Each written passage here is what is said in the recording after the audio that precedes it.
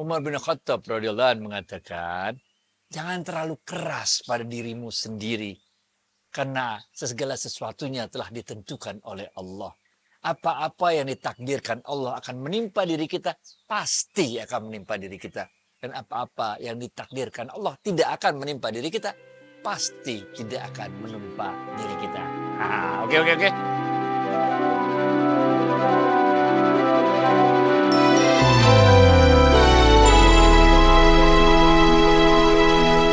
Assalamualaikum warahmatullahi wabarakatuh, sahabat Smart Skill School. Semoga kita semua selalu dalam lindungan Allah Subhanahu wa Ta'ala. Amin.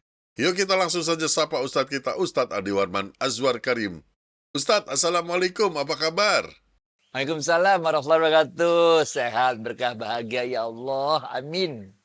Amin, Ustadz. 1 bulan terakhir ini seperti gelombang naik turun dalam kehidupan kami, Ustadz. Jadi begini, putri kami itu lulus SMA dengan predikat terbaik. Wah, bangga kita dan bahagia rasanya kan. 6 tahun berturut-turut nilainya di atas rata-rata. Namun ketika kita memasuki perguruan tinggi, dia hanya ingin satu fakultas saja. Maaf, saya nggak bisa sebutin nama fakultasnya. Kalau bisa di universitas yang terbaik lah. Jadi, kami turut mengantarkan putri kami nih ke sana ke sini, ikutin ujian di sana baik di dalam maupun di luar kota. Jalur undangan maupun jalur prestasi dan macam-macam ujian lainnya. Ustadz, kegagalan demi kegagalan, Ustadz. Tidak diterima dia di berbagai universitas, mau sepintar apapun, tidak diterima. Dan putri kami pun terpukul. Kami cuma bisa menasehati, ini barangkali yang terbaik buat kamu, Allah Maha mengetahui. Tapi kami ingin terus mencoba, jadi kita coba terus ke universitas tersebut dan satu, Ustadz, kita sebagai orang tua juga turut merasakan kegalauan itu, Ustadz. Berat rasanya, Ustadz. Benar banget. Hingga beberapa hari yang lalu tiba-tiba ada pemberitahuan bahwa putri kami itu diterima di fakultas yang dia inginkan, di universitas yang dia inginkan. Alhamdulillah. Alhamdulillah, top. Saya sampai menitikkan air mata, Ustadz. Allahu Akbar, Allahu Akbar, Allahu Akbar. Hampir saja saya terpeleset dalam ujian ini, Ustadz. Ini bukan ujian untuk anak saya saja, tapi juga untuk kami, Ustadz. Masya Allah, Masya Allah. Luar biasa. Bagaimana rapuhnya hati ini ketika Allah meminta kita untuk bersabar. Kita mulai goyah, diganggu sama syaitan, Ustadz. Ya, memang Allah telah menentukan segala sesuatu. Ini adanya di surat Al-Hadid ayat 22. Oke? Surat Al-Hadid ayat 22. Allah mengatakan, "Ma asaba min musibatin." Semua musibah yang terjadi di dunia, kata Allah. Dan juga semua musibah yang terjadi pada dirimu, kata Allah. Semuanya telah tertulis lebih dahulu di Lauhul Mahfuz. Sini, men. Jadi semua itu udah ketulis di Lauhul Mahfuz. Allah selalu memberikan yang terbaik pada kita. Dan hanya yang terbaik pada kita yang diberikan oleh Allah. Bahwa kalau kita manusia ya, kayak anaknya Pak David ini benar ya. Tes pertama gagal, tes kedua gagal, gagal. Untuk masuk ke fakultas yang sama, benar nggak? Karena ada beberapa jalur kan, gagal, akhirnya keterima. Dan yang keterima ini adalah jalur yang paling terbaik, yang paling ringan, yang paling mudah untuk ditanggung oleh mahasiswa tersebut, benar nggak? Jadi Allah emang maha luar biasa. Kita cerita sedikit ya. Musibah yang terjadi tersebut, ini ada 2 jenisnya.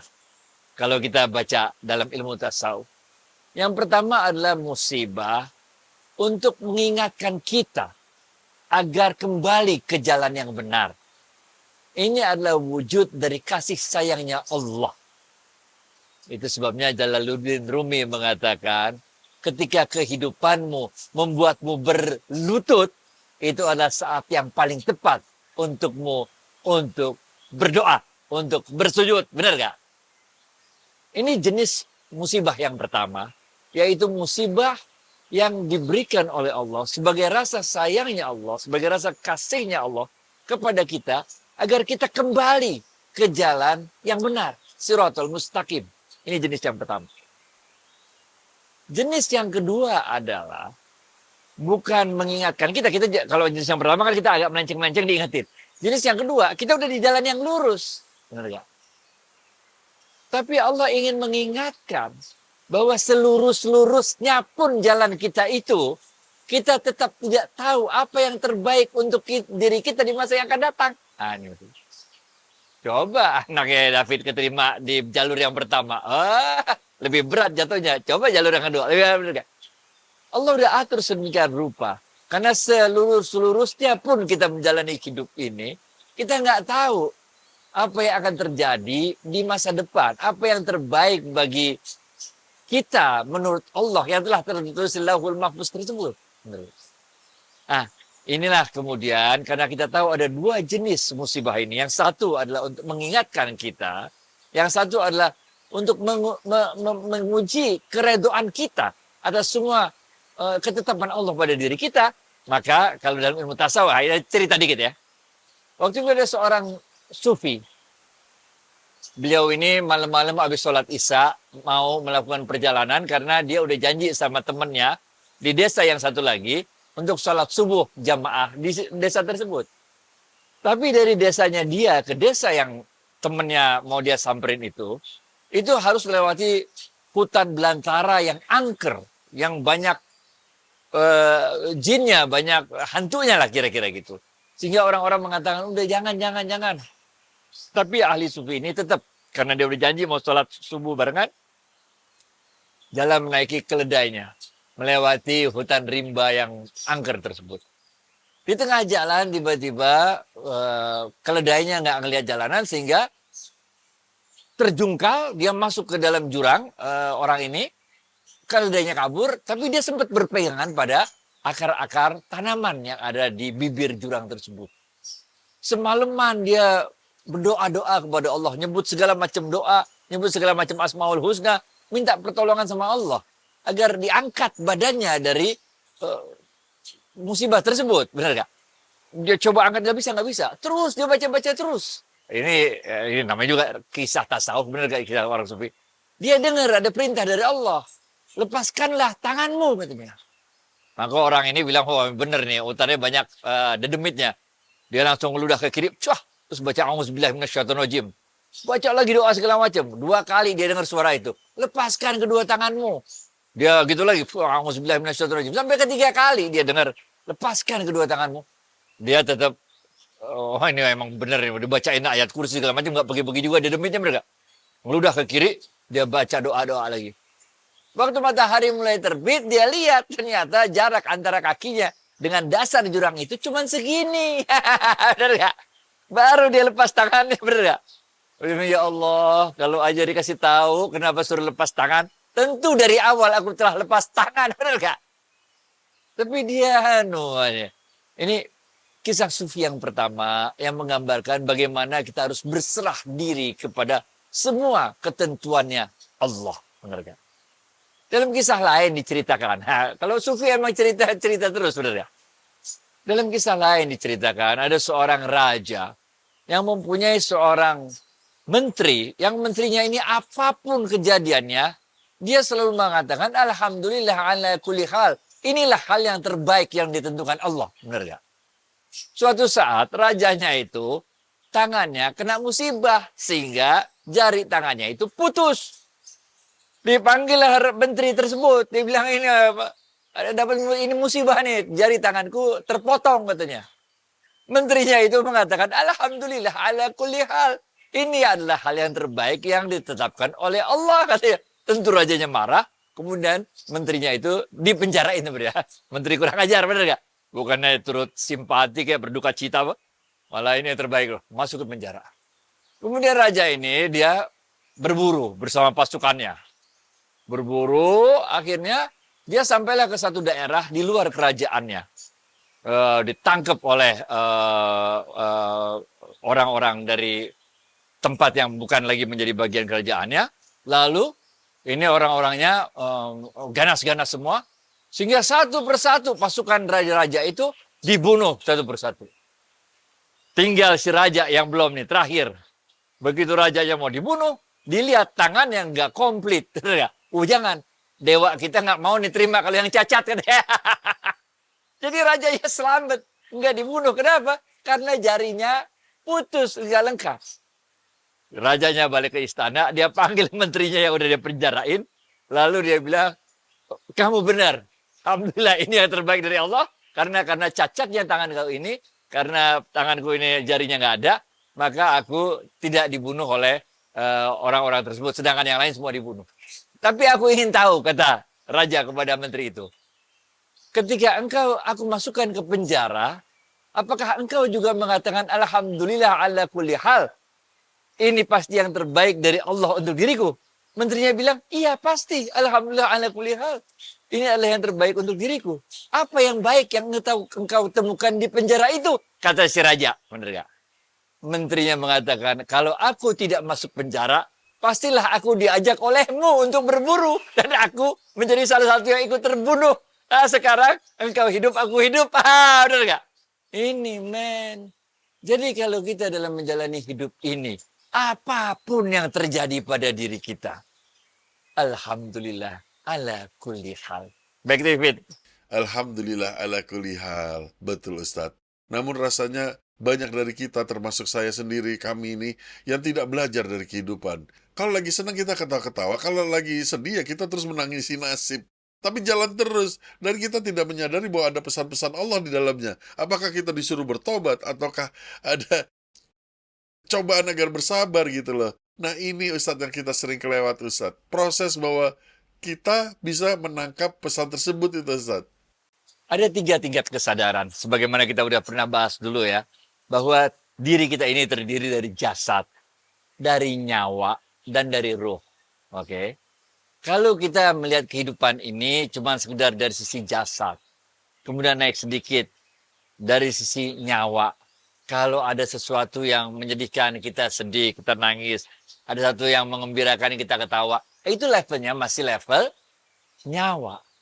Tapi kalau kita bisa membaca ayat-ayat Tuhan itu, merasakan keberadaan Tuhan itu, melihat bahwa semua yang terjadi di sekeliling kita ini adalah wajahnya Allah, adalah kebesarannya Allah, maka kita masuk pada level yang ketiga, yaitu level roh.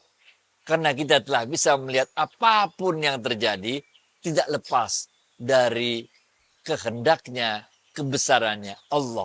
Bukan sekedar ya kayak main bola lah, kalau golin kan gitu aja biasa kan. Kalau kalah ya kalah gitu kan. Tapi kalau kita bisa melihat lebih dalam dari itu, bahwa gol itu tidak tercipta. Ada dulu tuh ya waktu Chelsea lawan MU itu di final. Itu John Terry, mestinya gol tuh, kepleset, coba bener gak? Kok bisa kepleset? Begitu kata Allah kan.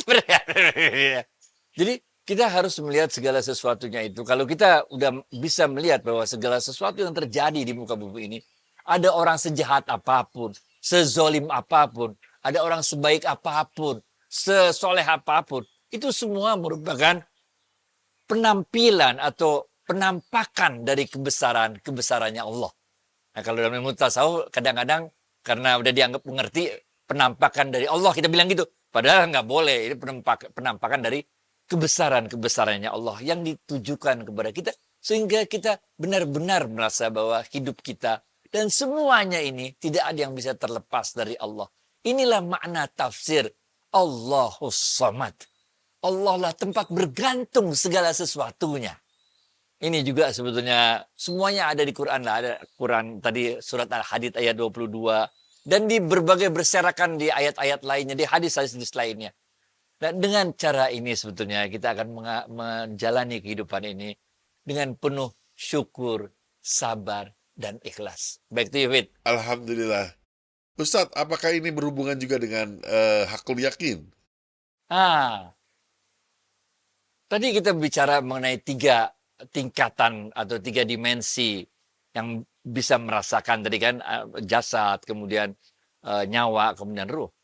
Dalam ilmu tasawuf juga diajarkan bahwa untuk bisa yakin bahwa Allah itu yang maha somad, Allahus somad itu, maha bergantung semuanya pada Allah itu ada tingkatan-tingkatan keyakinan. Tingkatan yang paling awal yang kita sebut dengan ilmu yakin, yaitu keyakinan yang kita dapat dari membaca Quran, membaca hadis, membaca kisah-kisah para sahabat dan sebagainya, membaca kisah-kisah ahli sufi, segala macam. Itu baru levelnya ilmu yakin, yaitu keyakinan berdasarkan ilmu yang kita pelajari. Tapi kalau kita telah melihat dengan mata kepala kita sendiri, maka kita masuk kepada ainul yakin. Karena kita telah melihat dengan mata kepala kita sendiri. Dan tingkatan yang ketiga yang disebut dengan hakul yakin. Ketika kita sendiri mengalami keajaiban itu. Kita sendiri mengalami mukjizat itu, karomah itu, maunah itu, terserah mau apa istilahnya mereka. Pertolongan Allah itu pada diri kita. Masuk kita pada hakul yakin. Dan ketika hakul yakin itu terus menerus berulang kita alami, maka kita masuk pada tingkatan yang keempat, yaitu tingkatan kamalul yakin. Yaitu cerita tadi, lepasin aja tangannya, benar gak? Udah yakin aja sama Allah dah. Nggak mungkin Allah kita mau menyia-nyiakan hambanya yang telah diciptakan dan dikasihnya demikian banyak. Baik, David. Siap, Ustadz.